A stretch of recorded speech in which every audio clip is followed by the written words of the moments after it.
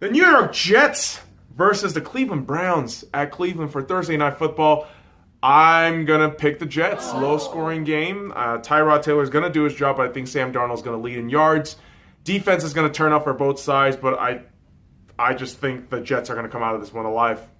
Jets with the win. And New Orleans Saints versus the Atlanta Falcons at Atlanta. I'm picking the New Orleans Saints to win. Yeah. I think the Falcons, with all the injury problems on their defense, I don't think they're going to go away with a good win or a good battle at this point. I think Matt Ryan may revert back to just regular season Matt Ryan. Denver versus Baltimore at Baltimore. This one's a bit curious because I don't think either quarterbacks are good at this point. Yeah, Joe Flacco, Case Keenum, they're kind of on a downhill fucking mode at this moment. So I would take the better defense of the two, and obviously Denver being the better defense in my opinion. I think Denver wins. Denver's defense will carry them to a win. Let's just call it. Cincinnati versus Carolina at Carolina. The Bengals have been on a really good streak. And Carolina, quite frankly, haven't been all that convincing for me. And so for me, I'm going to go with the Cincinnati Bengals win. And the Cincinnati Bengals will continue to just truck forward. And Carolina Panthers will kind of come out with a bit of an L on that. New York Giants versus the Houston Texans. I'm calling the Texans. Yeah, it's at home. You're in Houston. And this should be a bounce-back game. This should, by all means, be a bounce-back game. Unless Eli gets some fucking help on that O-line, which doesn't seem likely, seeing his derp face. It's just not going to happen. So I'm going to say the Houston Texans beat the New York Giants. Probably more than a touchdown, I would imagine. Tennessee Titans versus Jacksonville at Jacksonville. 2 possession or more win for Jacksonville. I think this is going to be a really easy... This should be an easy game for Jacksonville Jaguars. You got Blake Bortles who was playing out of his fucking mind last week. Defense should be good by all means. Yeah, no Leonard Fournette, but everything's rolling. Everything's rolling. So Jacksonville, by all means, should win this game. I'm calling Jacksonville more than 2 touchdowns. Oh, boy. San Francisco versus Kansas City. At Kansas City... Patrick Mahomes is second, my friend. I know I called him the third last week, but hey, we're gonna make mistakes. We're gonna correct mistakes. This is how we do things.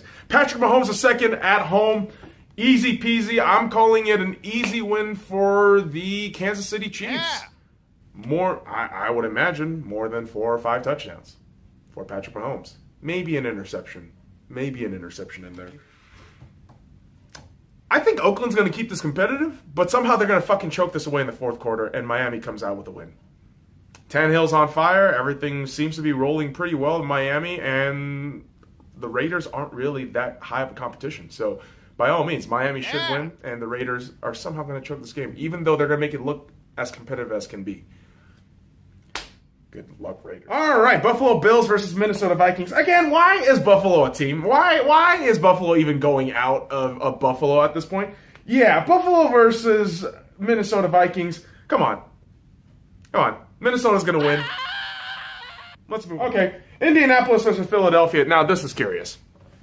This is actually going to be a good game because we had news that Lord Carson Wentz is going to be coming back on the football field. And Andrew Luck, as we know, has been playing pretty phenomenally for a guy who hasn't played football for 2 years. And so we're finally getting this fantasy matchup of Andrew Luck versus Carson Wentz. I'm very excited for this one. And you know what? I think the Philadelphia Eagles are going to come out of this one alive. Barely come out of this one alive. And the reason why I say this is because, I know Philadelphia doesn't really boast a great receiving core right now. Compared to Andrew Luck and his bullshit and that defense for Indianapolis, I don't think so, buddy. I don't think so. Philadelphia with the win, I don't even doubt it at this point. The one curious thing about the Washington Redskins is you would think they'd be doing well. But again, old pieces.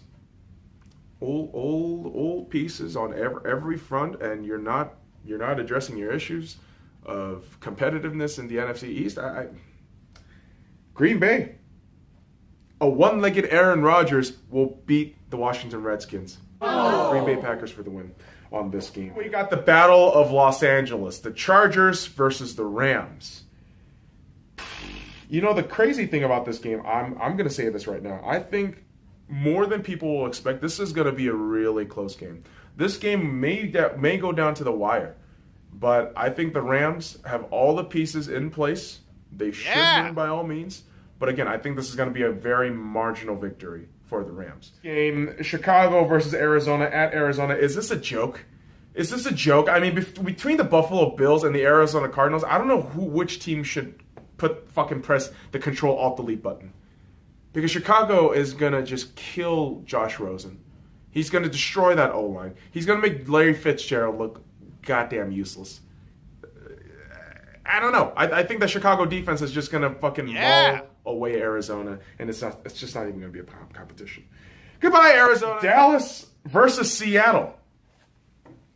Seattle Seahawks hosting the Dallas Cowboys. Oh, boy. I know I'm going to sound a bit of an arrogant cunt here, but it's the fucking Cowboys. You don't fucking lose to the Cowboys at home. And the one thing I have to say about the Cowboys is, Zeke is looking fresh. Zeke is looking really good. That defense is pretty decent. I mean, albeit that stretch in the fourth quarter against the Giants, you fucking choked away a couple of points there. But I think somehow the Dallas Cowboys will do all right, despite being piss poor, relatively speaking, on offense. They'll be all right. And Seattle Seahawks comes out of this with a 4 or 5 point win, I would say. And it's going to be very fierce. It's going to be infuriating to watch this game. Because we've seen it in the O-line. We've seen it with Russell, kind of with his hasty decision-making or lack of decision-making. Defense can get a little bit at times. But, yeah, I still say Seattle wins this one. Shouldn't be a big issue for them, hopefully. And New England Patriots versus the Detroit Lions. The apprentice will be fucked by the master. New England Patriots for the win on this one. I come on, against Detroit Lions, come on. Yeah, Matt Stafford might have a good game, but I think the master will ultimately just Sith lightning zap the fuck out of Matt Patricia, and we'll move on with our lives. But finally, Monday Night Football, Pittsburgh Steelers versus the Tampa Bay Buccaneers.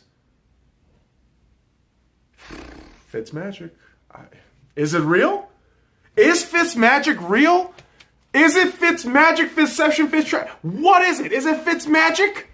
Is it Fitzmagic? Is he going to throw for 400 yards again? I have a weird feeling he'll throw for over 300 yards. I don't know. I have a really weird feeling Fitzmagic's going to show up and just rain down on that Steelers defense. And Steelers, what a fucking mess. What a goddamn mess. Le'Veon Bell's not there. Antonio Brown doesn't show up. You guys are screwed. You guys are fucking screwed. And again, as a Seahawks fan, I don't care. I'm kind of happy you guys are screwed. But at the same time, this is pretty bad. I'm going to call for the Tampa Bay Buccaneers to win this game. Pretty easy. I think Fitzmagic's going to show up.